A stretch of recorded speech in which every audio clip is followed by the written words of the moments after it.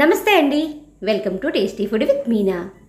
ఈరోజు మనం ఎంతో టేస్టీగా ఉండే పాలముంజల్ని ఏ విధంగా తయారు చేసుకోవాలో చూద్దాం.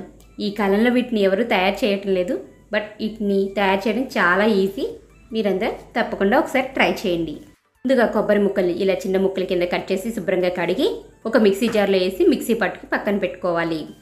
ఆ విధంగా మిక్సీ పట్టుకున్న కొబ్బరిని ఒక మందపాటి గిన్నెలోకి కొలుచుకోవాలి. నేను ఇక్కడ 2 కప్పుల కొబ్బరిని తీసుకుంటున్నాను. మీరు గ్లాస్ అయితే గ్లాస్ వాడుకోవచ్చు. 2 కప్పుల కొబ్బరికి 1 కప్పు బెల్లం తీసుకున్నాను.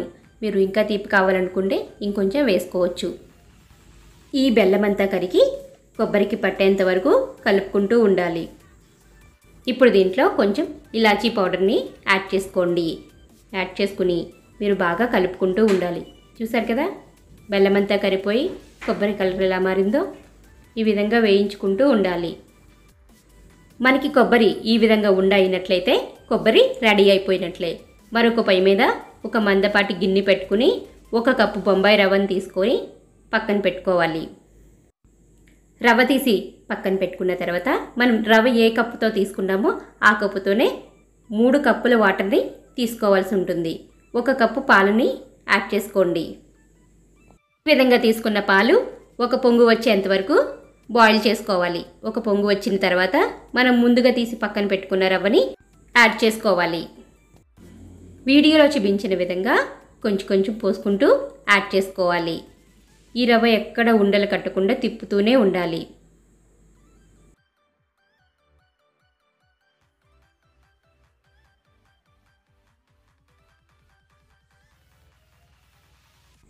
చూసారు కదా, మనకి ఈ కన్సిస్టెన్సీ వచ్చేంత వరకు తిప్పుతూనే ఉండాలి. ఇప్పుడు మనం కొబ్బరిని ఈ విధంగా ఉండలు చేసి పక్కన పెట్టుకోవాలి. చల్లారిన తర్వాత మిశ్రమం అంతా ఈ విధంగా ఉంటుంది. ఇప్పుడు దీన్ని మనం చిన్న చిన్న బాల్స్ కింద తీసుకుని ఇలా అప్పచ్చుల్లా చేసుకుని మధ్యలో కొబ్బరి పెట్టి మొత్తం అంతా క్లోజ్ చేయాలి. ఎక్కడ హోల్స్ అనేది ఉండకూడదు.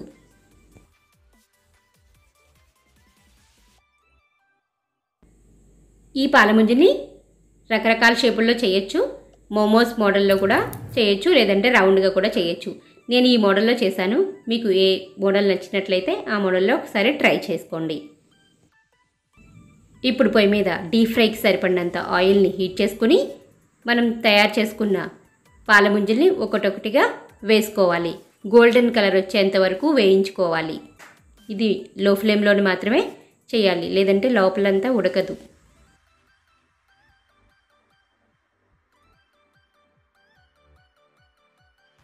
ఈ విధంగా గోల్డెన్ కలర్ వచ్చేంత వరకు వేయించి పక్కన పెట్టుకోవాలి. చూసారు కదా ఎంత ఈజీగా మనం పాలముంజలను తయారు చేసుకున్నామో.